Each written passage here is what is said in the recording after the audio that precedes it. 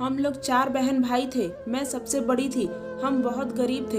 एक दिन किसी लड़के ने मेरे फ़ोन पर बहुत सारे मैसेज भेजे और बोला कि मुंबई आ जाओ, यहाँ मेरे साथ काम करो, मैं तुम्हें महीने के 50,000 दूंगा।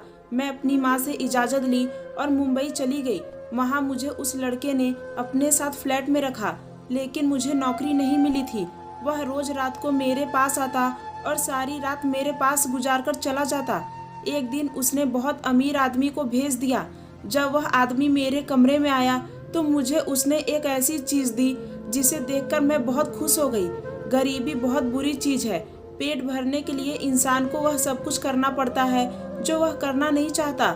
मैं भी एक बहुत गरीब घर से आई थी, जहाँ एक टाइम की रोटी मिलती और दूसरे टाइम भूखे पेट सोना पड़ता था। हम 4 भाई बहन थे और मैं सबसे बड़ी थी। मेरे पिताजी एक मजदूर आदमी थे। मेरी माँ लोगों के घरों में काम करती थी। इतनी मेहनत करने के बाद भी मेरे माता पिता सिर्फ इतना कमा पाते थे कि हम लोग एक टाइम की रोटी पेट भर खा सके। मैं 15 साल की हुई तो मैं भी अपनी माँ के साथ काम पर जाने लगी। मेरी माँ की मालकिन की बेटी, वह हर समय मोबाइल चलाती रहती थी। मैं भी अपना काम करके उसके साथ बैठ जाती थी। वह इकलौती थी और घर में अकेली रहती थी, इसलिए वह मुझसे बात कर लिया करती थी। कभी वो मुझे मोबाइल पर वीडियो दिखाती, कभी फेसबुक चलाना सिखाती और मैं उससे कहती थी, बीबी जी यह सब सीखकर मैं क्या करूँगी, मेरे पास तो फ़ोन भी नहीं है और मेरे माता पिता इतने गरीब हैं कि वह मुझे मोबाइल नहीं दिलवा सकते। तो उसने मुझसे कहा, जब मैं अपने लिए नया मोबाइल खरीद लूँगी तो मैं यह वाला मोबाइल तुम्हें दे दूंगी। अक्सर वह अपने पुराने कपड़े और जूते मुझे ही दे दिया करती थी, जो देखने में कहीं से पुराने नहीं लगते थे। जब वह अपने लिए कुछ खाने के लिए ऑर्डर करती थी, वह लड़की वैसे तो बहुत अच्छी थी, लेकिन उसकी हरकतें मुझे ठीक नहीं लगती थी। फेसबुक पर लड़कों से बातें करती थी और मुझे भी उन लड़कों की फोटो दिखाया करती थी। वह लड़के बहुत हैंडसम हुआ करते थे। एक दिन एक लड़के की फोटो दिखाकर कहने लगी, यह मुंबई में रहता है और बहुत अमीर है, इसका एक बहुत बड़ा होटल है, यह वहाँ पर काम करने वाली लड़कियों को 50,000 रुपया महीना देता है। यह सुनकर मेरी आंखें फटी की फटी रह गई। मालकिन की बेटी थी तो बहुत अमीर, लेकिन बिल्कुल भी खूबसूरत नहीं थी। मैं गरीब थी लेकिन देखने में बहुत खूबसूरत। मेरा गोरा रंग, काले बाल, नीली आंखें देखकर लोग मुझे अमीर समझते थे। बस मेरे फटे पुराने कपड़े मुझे अपने गरीब होने का एहसास दिलाते थे। मालकिन की बेटी का नाम दिव्या था। एक दिन जब मैं माँ के साथ उनके घर पहुँची तो वह मेरा इंतजार कर रही थी। मुझे देखकर वह खुश हो गई। मैं मालकिन के घर का साफ सफाई कर दी थी। बाकी सारे काम मन नहीं किया तो मैं बाद में करती थी। उस दिन दिव्या ने मुझे कोई काम नहीं करने दिया और मुझे अपने साथ ऊपर कमरे में ले गई। उससे कहा भी, पहले मेरा काम करने दो, तो मेरी माँ गुस्सा करेगी और मालकिन भी नाराज हो जाएंगी। लेकिन उसने मेरी कोई भी बात नहीं सुनी और मुझे अपने साथ अपने कमरे में ले गई। कमरे में जाकर उसने अपनी अलमारी खोली और मुझे एक अपना नया सूट निकाल कर दिया और कहने लगी, यह पहनकर जल्दी से तैयार हो जाओ। यह देखकर मैं हैरान रह गई, क्योंकि मैं आज तक सबकी उतरन ही पहनती थी। मैंने आज तक कोई भी नया सूट नहीं पहना था, इसलिए मुझे वह नया सूट पहनते हुए इसकी चाहत महसूस हो रही थी। मैंने कहा, दिव्या बीवी, मैं आपका नया जोड़ा कैसे पहन सकती? लेकिन दिव्या मुझसे जिद करने लगी, कहने लगी कि तुझे यह पहनना ही होगा। अब उनकी जिद के आगे मैं क्या कर सकती थी?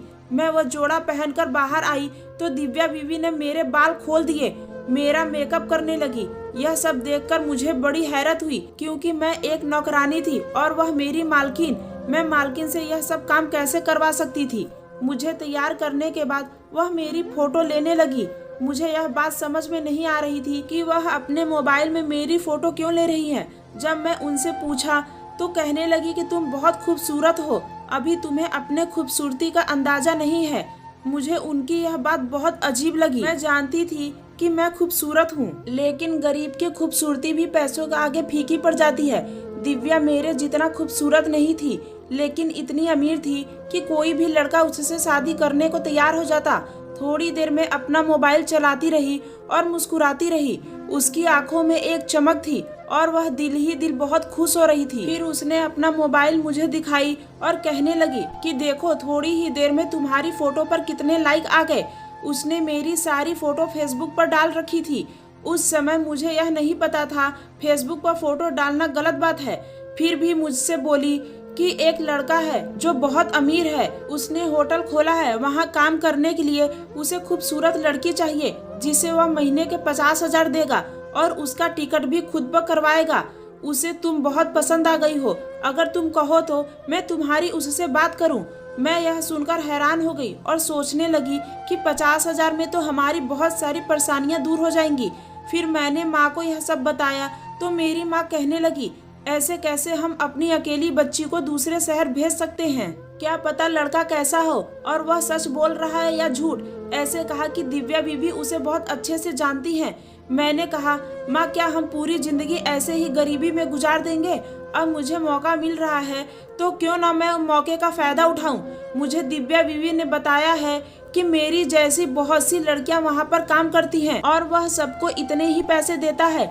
मेरी माँ सोचने लगी और पिताजी ने भी मना कर दिया, लेकिन मेरी किस्मत में कुछ और ही लिखा था। कुछ दिन बाद दिव्या बीबी ने मुझे अपना मोबाइल दे दिया और कहने लगी, मैंने नया मोबाइल खरीद लिया है, यह तुम रख लो और अगर तुम्हारे घर वाले मान जाए तो तुम उस लड़के के पास चली जाना। मुझे फेसबुक चलाना आता था। मैं मोबाइल लेकर बहुत खुश हो गई।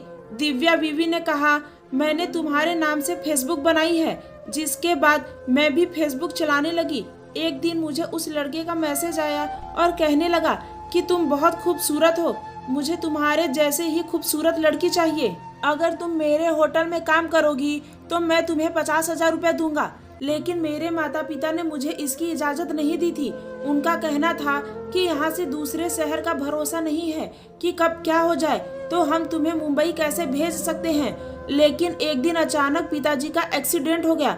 अब वह भी काम नहीं कर सकते थे। माँ बहुत ज्यादा परेशान थी। सिर्फ उनकी तनख्वाह पर घर चलाना बहुत मुश्किल था और पिताजी की दवाइयाँ के लिए भी पैसे चाहिए होते थे। माँ की तनख्वाह से तो घर मुश्किल से चलता था, फिर पिताजी का इलाज कहाँ से हो।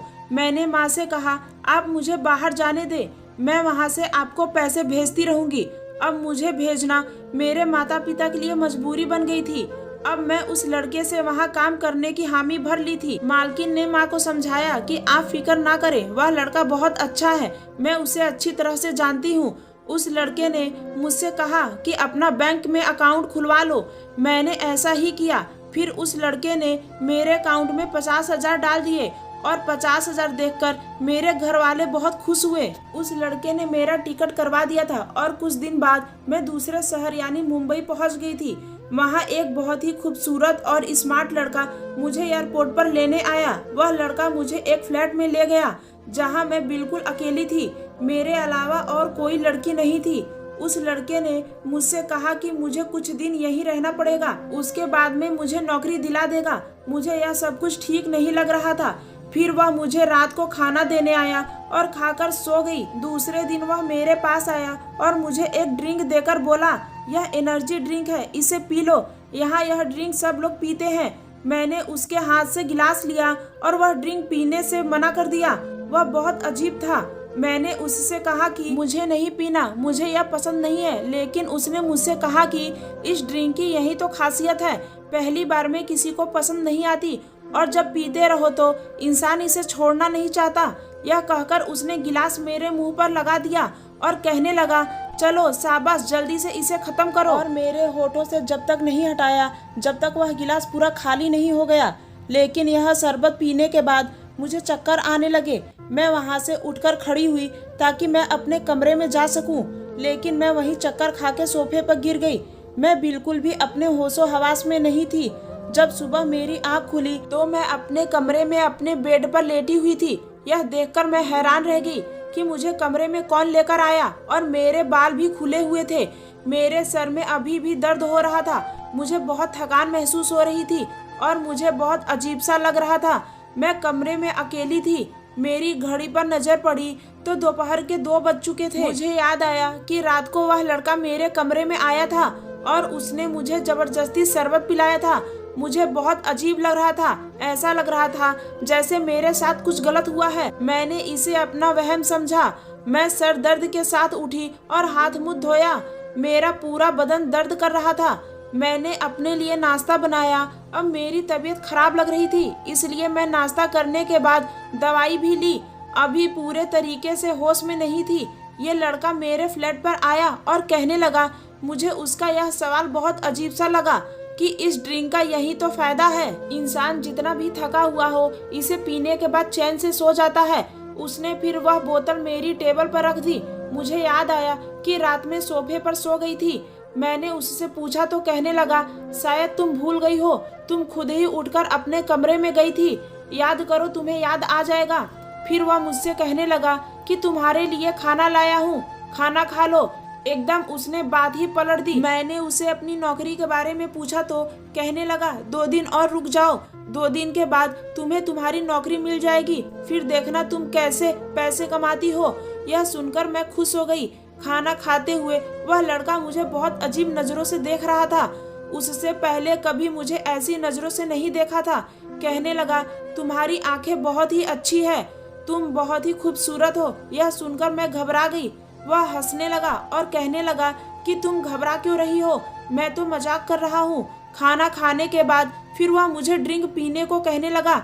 मैंने उससे कहा कि मुझे यह पसंद नहीं है, तो वह बोला, यह दूसरा फ्लेवर है, इसे पीकर देखो, यह तुम्हें जरूर पसंद आएगी। मैं उसे मना किया, लेकिन वह मेरे पास बैठकर मुझे वह शरबत पिलाने लगा और जबरदस्ती उसने मेरे हाथ पकड़कर मुझे वह शरबत दी, जिसे पीने के बाद मैं अपनी होश खोने लगी। मेरी आंखें बंद होने लगी थी और मुझे फिर से चक्कर आने लगे। इस बार जब मेरी आंखें खुली तो मैं देखकर हैरान रह गई। वह लड़का मेरे बहुत करीब था। यह देखकर मैं जल्दी से पीछे हट गई और उसकी भी आंख खुल गई तो वह मुस्कुराने लगा। मैं सोचने लगी कि यह लड़का मेरे साथ क्या कर रहा है और मेरी बिखरे बाल और मेरी हालत बता रही थी कि मेरे साथ कुछ गलत हुआ है। मैं सोच भी नहीं सकती थी कि यह लड़का मेरे साथ कुछ गलत करेगा। मालकिन ने तो कहा था कि यह लड़का बहुत शरीफ है।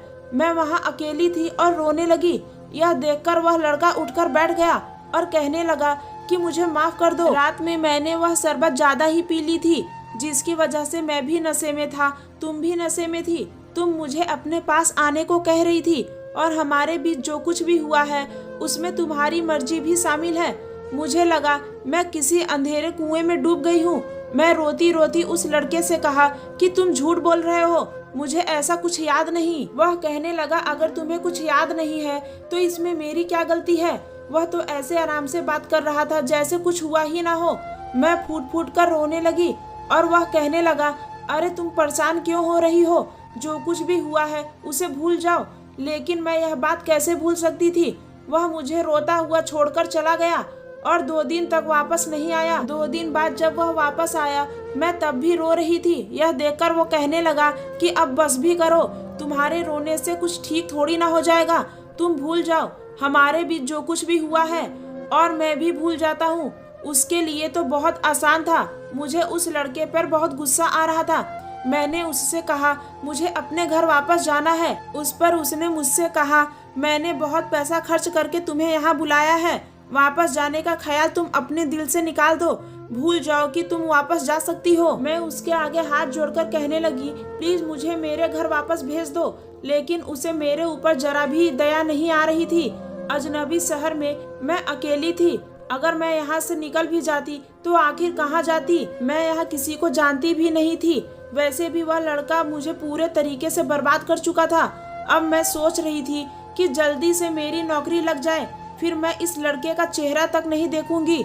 उसने मुझसे कहा, कल तुम तैयार रहना, मैं तुम्हें होटल छोड़ दूंगा। यह सुनकर मेरा दिल थोड़ा खुश हो गया। मैंने सोचा नौकरी लगने के बाद मैं अपने रहने का इंतजाम खुद कर लूंगी और मैं इस लड़के के फ्लैट में वापस नहीं जाऊंगी। लेकिन अभी उसके साथ होटल तक जाना मेरी मजबूरी थी।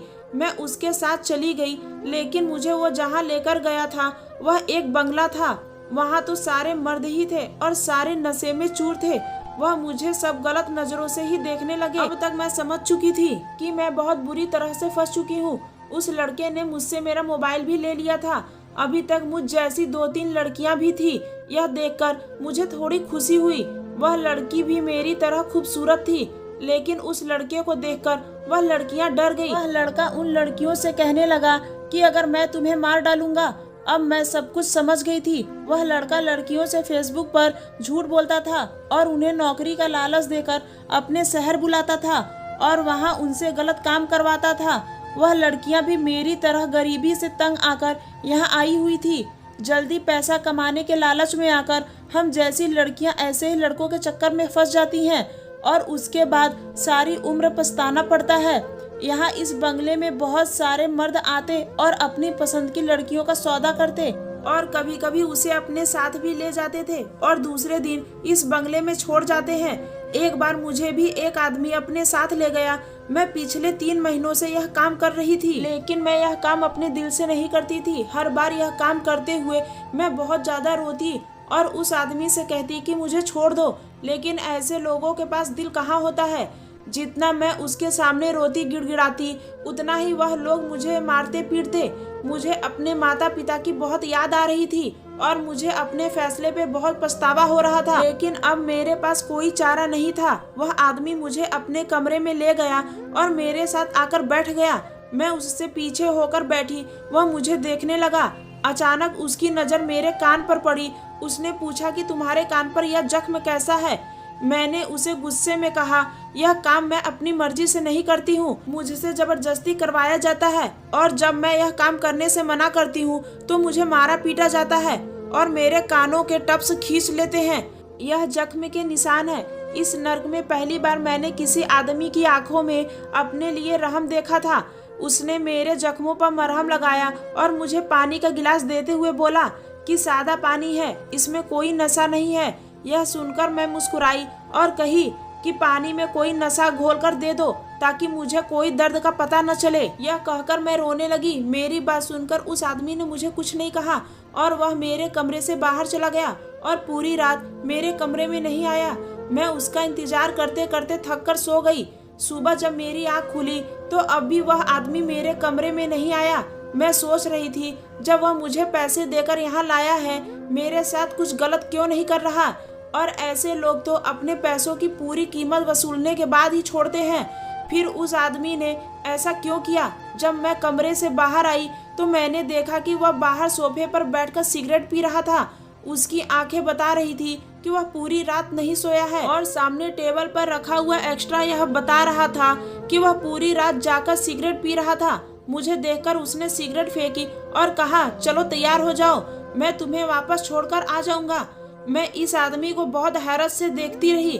वापस जाने से पहले उसने मुझसे कहा कि मैं तुम्हारे लिए एक गिफ्ट लाया था और उसने मुझे छोटे छोटे टप्स दिए और कहा, यह पहन लो, मुझे अच्छा लगेगा। वह आदमी मुझे बहुत अजीब सा लग रहा था। 2 दिन बाद वह फिर मेरे बंगले पर आया और मेरी कीमत देकर मुझे अपने कमरे में ले गया। वह मुझसे बोला, तुम आराम कर लो, और खुद बाहर चला गया। थोड़ी देर कमरे में आराम करने के बाद बाहर आई तो मैंने देखा उस आदमी के हाथ में एक तस्वीर है जिसे देखकर वह रो रहा है और साथ में सिगरेट भी पी रहा था। मैं उसके पास जाकर बैठ गई। मुझे देखकर उसने वह फोटो मेरे हाथ में थमाई। मैंने उससे पूछा, यह कौन है। कहने लगा, यह मेरी बहन है, उसके साथ भी वही सब कुछ हुआ था जो अब तुम्हारे साथ हुआ है। कानपुर से वह आदमी अपनी बीवी बनाकर लाया था और यहाँ आकर उसे धंधा करवाने लग गया। जब तक मैं यहाँ पहुँचा वह मर चुकी थी। वह भी इसी इंतजार में थी कि शायद कोई उसे बचाने आ जाए। यह बताते हुए वो बहुत रो रहा था और कहने लगा, काश मैं अपनी बहन को भी बचा पाता, लेकिन मैं सोच लिया कि इस तरह की और लड़कियों को मैं बचा लूंगा। मैंने कहा, कैसे। उसने बताया कि मैंने जो तुम्हें टप्स दिए हैं उसमें कैमरा लगा हुआ है, उसके जरिए उन लोगों की सारी रिपोर्ट मुझे मिल गई है। और यहाँ मेरा एक दोस्त है जो पुलिस में है, उसने मेरी मदद की है। अब तक तो बंगले में पुलिस पहुंच चुकी होगी और अब तुम सब लड़कियां आजाद हो। यह सुनकर मुझे अपने कानों पर यकीन ही नहीं आ रहा था। खुशी के मारे मैं रोने लगी। अगले ही दिन मुझे मेरा फोन वापस मिल गया। वह आदमी भी कानपुर वापस जा रहा था। प्लेन में ही उसने मुझे प्रपोज किया। एक अच्छा आदमी था। मेरे बारे में सब कुछ जानने के बावजूद भी मुझसे शादी करना चाहता था, इसलिए मैंने उसे हाँ कर दी। अपने घर जाकर मैं अपनी माँ के गले लगकर खूब रोई। उस आदमी ने हमारी मालकिन को भी पुलिस से पकड़वा दिया। मालकिन की बेटी ने पुलिस को बताया कि वह भी उस लड़के से मिली हुई थी और उसकी जैसी 7-8 लड़कियां और भी थी जो यह काम करती थी। इसके कुछ दिनों के बाद हमारी शादी हो गई। मैंने अपनी जिंदगी में यह सबक सीखा है कि हमें पैसे कमाने के लिए बिना जाने हमें किसी के कहने पर कहीं नहीं जाना चाहिए। अब हम सब अपनी जिंदगी में बहुत खुश हैं। अगर कहानी पसंद आई हो तो प्लीज़ मेरे चैनल को सब्सक्राइब, वीडियो को एक लाइक जरूर करें। धन्यवाद दोस्तों।